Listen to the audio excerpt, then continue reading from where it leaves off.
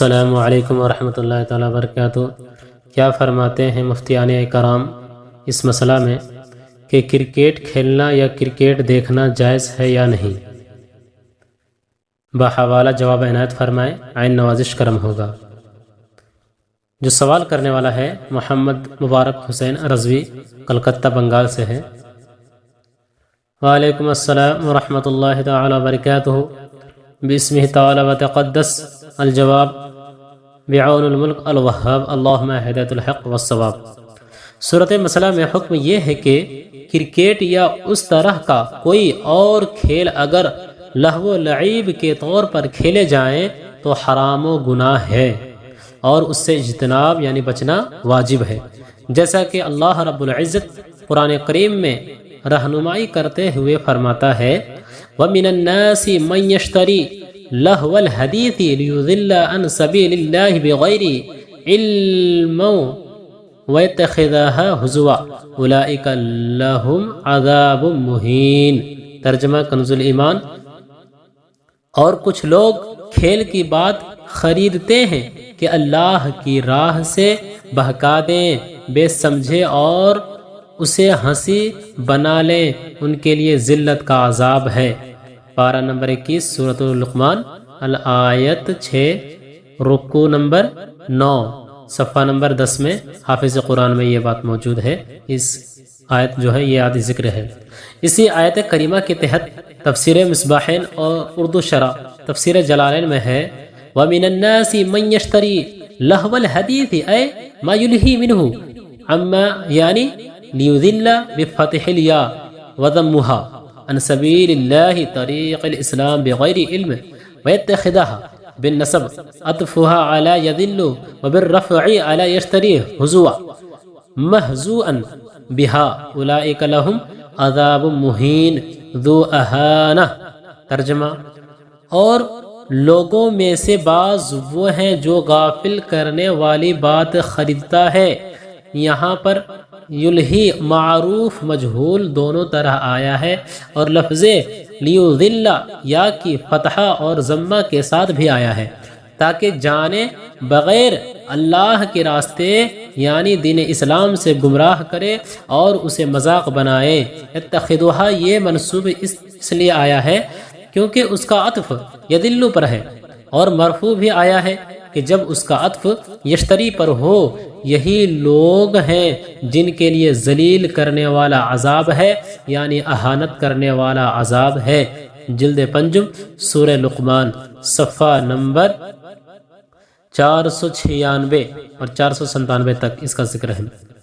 حضرت عقبہ بن عامر رضی اللہ تعالی عنہ سے مروی ہے، حدیث ہے کہ اللہ کے رسول صلی اللہ علیہ وسلم نے ارشاد فرمایا کلو شیء یلہو بہ الرجل باطل الا رمى الرجل بقوسه وتاديبه فرسه وملا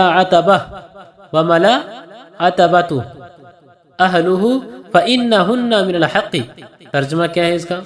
کہ جتنی چیزوں سے آدمی لہو و لعب کرتا ہے سب باطل ہیں مگر کمان سے تیر چلانا، گھوڑے کو ادب دینا اور اپنی بیوی سے ملاعبت کے یہ تینوں جائز اور حق ہیں۔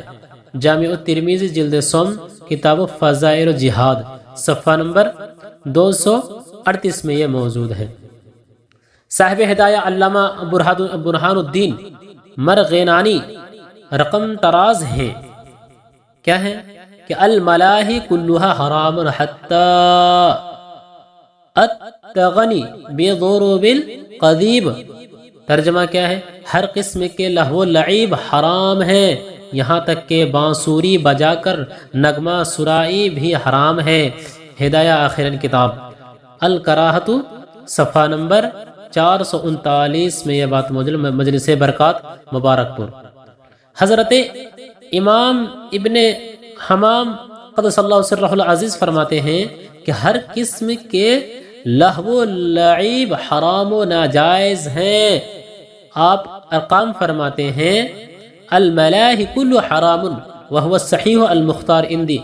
فتح القدیر جلد دوم صفحہ نمبر 15 میں یہ بات موجود ہے۔ اور جس طرح کھیلنا حرام ویسے ہی دیکھنا بھی حرام ہے، جیسا کہ امام صدر شہید حسام الدین عمر سمرقندی علیہ الرحمہ ایک حدیث طیبہ نقل فرماتے ہیں کہ ان رسول اللہ صلی اللہ علیہ وسلم انہ قال استماع الملاہی معصیہ الجلوس عندها فسوق والتلذذ بها کفر۔ ایسا ہی کافی میں ہے، ایسا ہی کافی میں بھی ہے، بحوالہ فتویٰ مکز تربیت افتاء جلد دوم باب لہو لعیب صفحہ نمبر 490 میں یہ بات جو ہے موجود ہے۔ اور کیا ہے؟ اور اگر ورزش کی نیت سے کھیلے تو چند شرائط کی پابندی کے ساتھ جائز ہے۔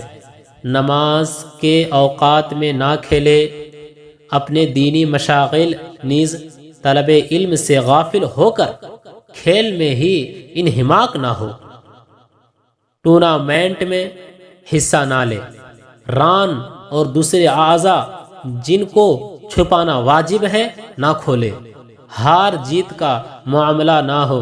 اسی نوعیت کے ایک سوال کے جواب میں مجدد اعظم اعلی حضرت امام احمد رضا خان فاضل بریلوی علیہ رحمۃ و رضوان تحریر فرماتے ہیں کہ ہر کھیل اور ابز فعل جس میں نہ کوئی غرض دین نہ کوئی منافعت جائزہ دنیاوی ہو سب مکروہ و بے جا ہیں، کوئی کم کوئی زیادہ نہیں ہے۔ واللہ رسول عالم۔